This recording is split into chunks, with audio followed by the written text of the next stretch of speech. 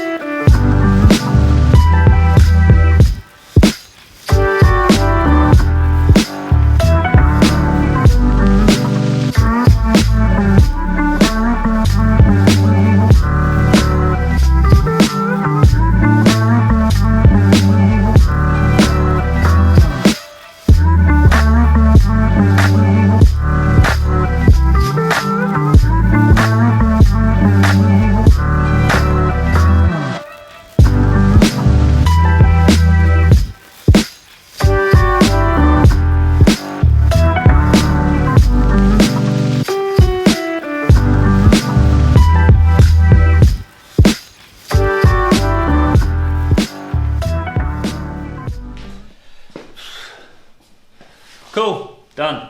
That actually went pretty well. Ooh, excuse me, it went pretty well. That one that was snapped off was pretty much well in there. But a little bit of heat, welded a nut on it. Happy days, it came out okay. And then I just had to run a tap through it because it was a bit iffy. I haven't Loctited these in yet or anything. I just wanted to get them all in because there's a good chance. Well, I think a couple of them are going to be too long, and because they'll hit the manifold. So some of them need shortening, so I'll have to take them back out. And I don't know what I'm going to do, you know, with this head yet. I might end up building it or whatnot. So yeah, and I need to clean up the surface. The chances are they'll all come back out. I'll offer the manifold up, mark which ones need cutting, pull them all back out, clean the surface. Then we can mount the manifold up. There is this water outlet which I ain't going to be using, so that obviously goes off to the heater coil normally, which I don't have. So this, I need to figure out blocking it up. You can just buy, I could just buy a rubber bung, and go over the top of it, but meh, sounds a bit crap, doesn't it? So what I'm tempted to do is cut it down a bit shorter, turn up a little stainless steel cap, and then weld a stainless steel cap over it. Which would be good, or try and pull it out and plug it, but don't know. I think I'll just try and weld a little cap over it to start with, and then go from there. Cool, right, all I gotta go, guys, so we're gonna leave that there for today, and I'll be back, well, in a second on the screen, but I'm gonna be popping back down at some point during the week, try and get this manifold all welded up, the turbo welded up, and get it back on. Sound. Cheers, guys.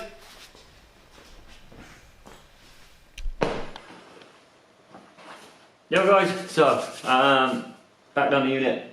I'm gonna crack on getting some more bits bolted on the Corrado. So, I did pop down during the week a little bit and finished the little bit of welding I missed on the manifold. So that is now all done. And I also welded up the flange on the turbo, so that is also now done, ready to go on. I also had to, well, I wanted to fit the shortened drive shaft that I made, but the flanges, you might know this, you might not, but the flanges on the 4Motion gearbox, the O2M gearbox, they're actually bigger than the standard VR ones, so you can't slide them in through the hole, the gap. So you've actually got to lift the engine out of the way a bit and wiggle it in and then bolt. It's a bit of a pig to do, to say the least. But so that is also done. What else did I do? Don't know. Oh yeah, let me take you off here quickly. If I can get you off. It's very stiff on you. So, I also did this little job. So, I've actually capped that. So, under this little aluminium cap, I'll get it off now because I've tapped it on. But underneath this little cap, I cut down the hose because obviously this is for the heater core, which I'm not using anymore. And then turned up a little stainless steel cap bung, pushed that in, welded around the top. And then made this little aluminium cap to go over the top of it, which just makes it look a little bit neater. You know, I didn't want to cut all the way back, just in case, you never know. For instance, since I've done that, I've actually been thinking about the water feed for the turbo. I could actually now drill and tap and put a water feed into there, straight to the side of the turbo for the water cooling side. So that's actually given me either leave it blank, and it looks nice and neat, or you know, it's usable, I can drill it and tap it. So add a few other little bits and bobs. So I've got an oil catch can now. I need a new oil pressure gauge because my old one was broken. Reservoir pot there, which is going to be for the coolant, which will be in the back. Yeah, manifold's done, turbo's done and welded up.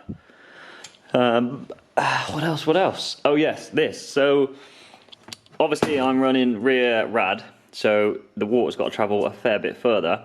So this little motor pump, so this is off a BMW E92. they run a fully electric pump water system on them. So I bought this, which will be a helper. So this will sit at the back of the car and just basically help pump the water either to the back of the car or back forward. I'll probably have it going, pumping it back to the car. So it's nice and little, it's not very heavy, but it's quite powerful. So yeah, that is something else that's going to be mounted up. I managed to get this, I think it was 35 quid off eBay. So it's pretty simply wires up as well, there's no crazy controls. It's a plus, a ground, and then a ignition live. So nice and easy to wire up, and I can put that onto a switch. Cool, there we go. That's about that. Let's crack on and get this car put back together. Sound, cheers.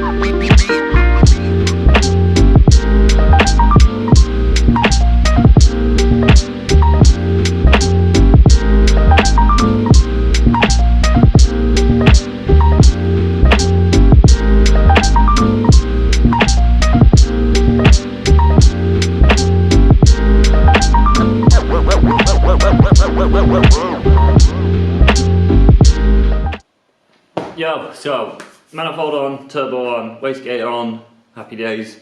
Had a bit of a scare with the putting the manifold on. So basically the really awkward stud at the bottom right. As I was doing that, it wasn't getting tight, and I was pretty sure it was starting to pull it out.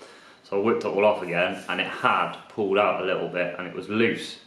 Now, I don't know if that was my bad, and I didn't tighten it in, or the thread was a bit iffy. I don't know, because it would have been weird the way I tightened all the others up, but not that one. But we don't know. So I whipped it off, tightened it all the way back up again, and it went tight, right, pretty damn tight.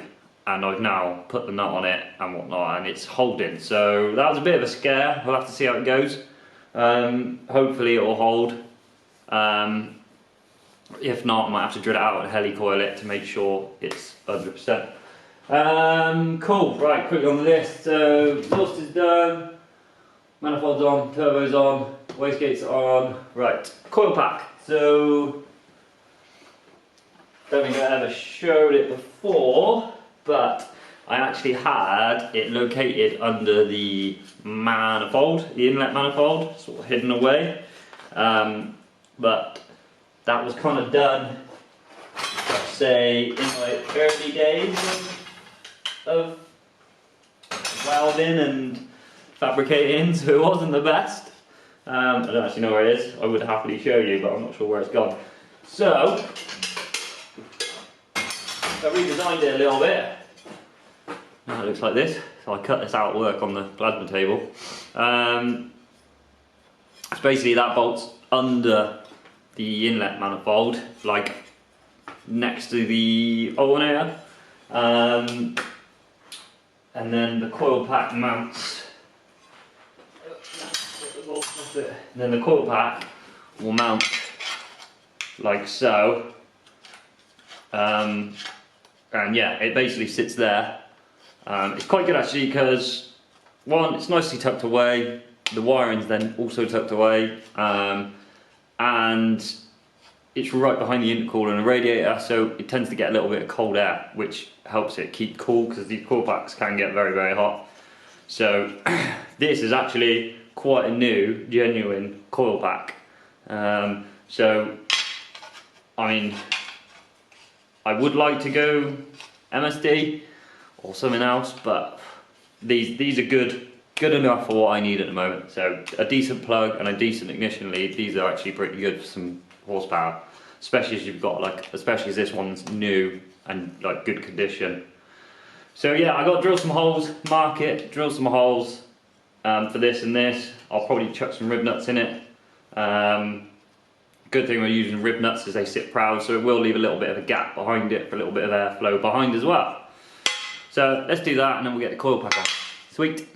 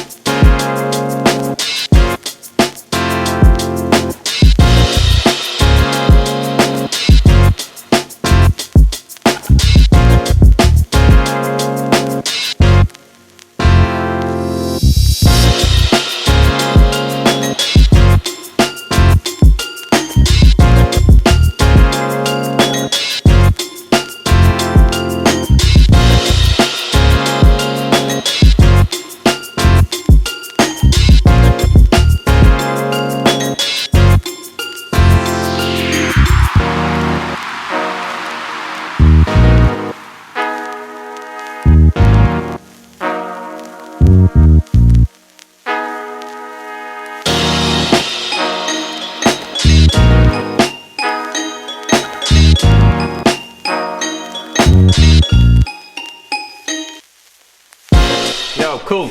Coil pack's on. So there you go.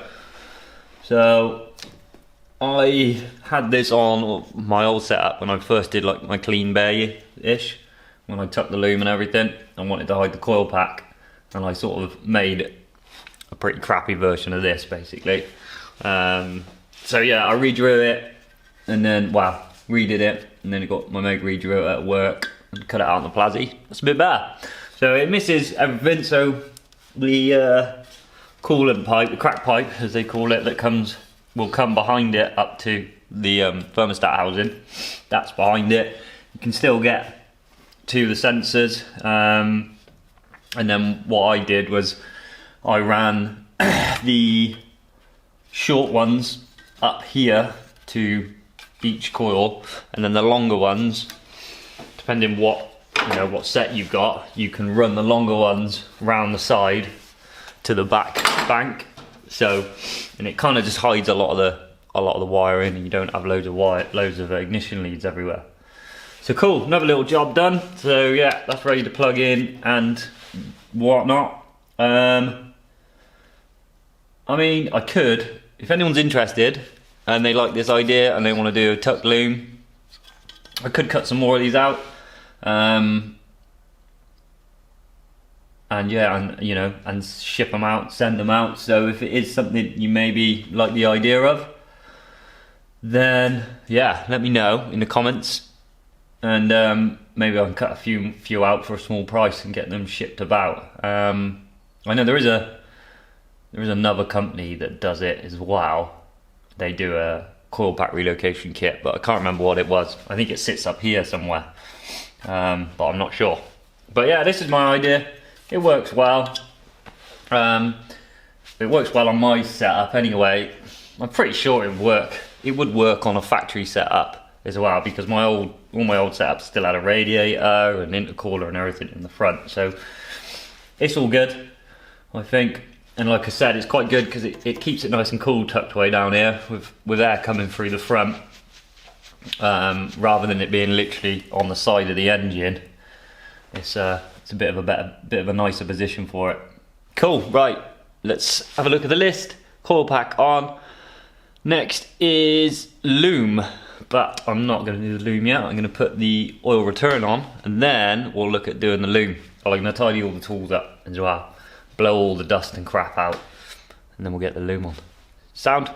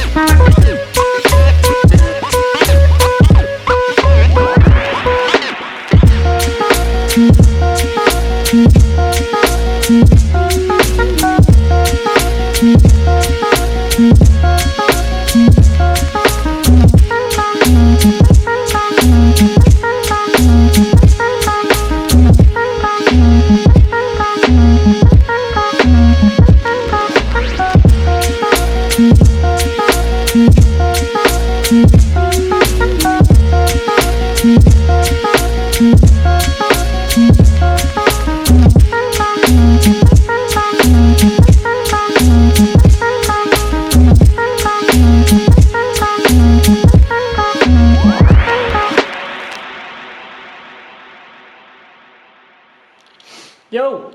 So, a bit of a mission, but a bit of taking stuff off and putting stuff on and taking stuff off. I just couldn't remember how I had it all set up last time, so it took a little bit of fiddling and whatnot to get it in. But it looks a bit messy, but I'll tidy it all up.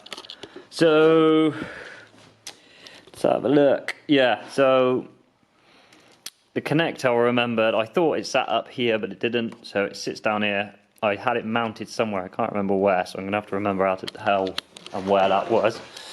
Let me put a bit more light on the situation, hopefully.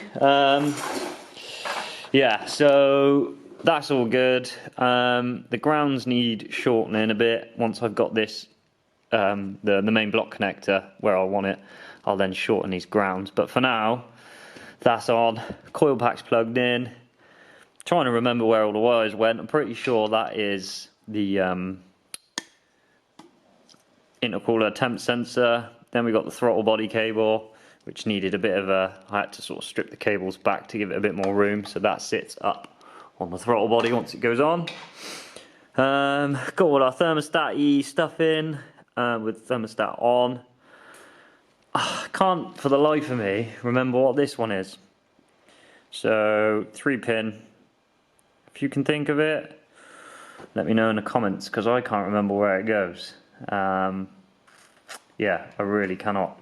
And also this one, I'm thinking this one might be the old reverse light. That's what I'm pretty sure, because all the starter motor stuff I had, and then I'm pretty sure that was the old reverse sensor, which I don't know where it is on this engine. There is a sensor down the back of the gearbox, so I'm not sure where, if that's the reverse light on this engine or not. So I'll have to figure that out. But yeah, so apart from that, we're all plumbed in, wired in, and yeah, I think that's it, basically. I've got a bit of rudimental oil pressure gauge at the moment, but it's just up there, so I can check the oil pressure when we do fire it over. But I will get a nicer one, nicer hose that goes in the car. What else?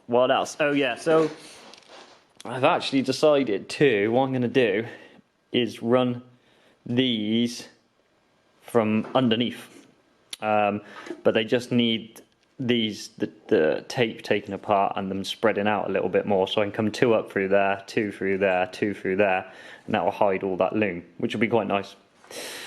So yeah, next time, guys, we are onto the inside. We got to get all that wiring done on the inside as well now. So we literally got, put the fuse box in, the rest of the engine loomy bits, get some power into it, get the battery in, get some battery power mains in. Fingers crossed, we will get it. Yeah, she's gonna light up, cough and splutter into life. But exciting time. Need to get some oil as well. So yeah, pretty good day at it. Really happy. So stay tuned. New video coming soon of hopefully getting some wiring in. Cheers. Bye. Wave. Look, why you mad? Get to the bag. Long face, duck a case, get the cash. I've been living fast, still far from average. Real talk, all this shit is right outside what I imagine.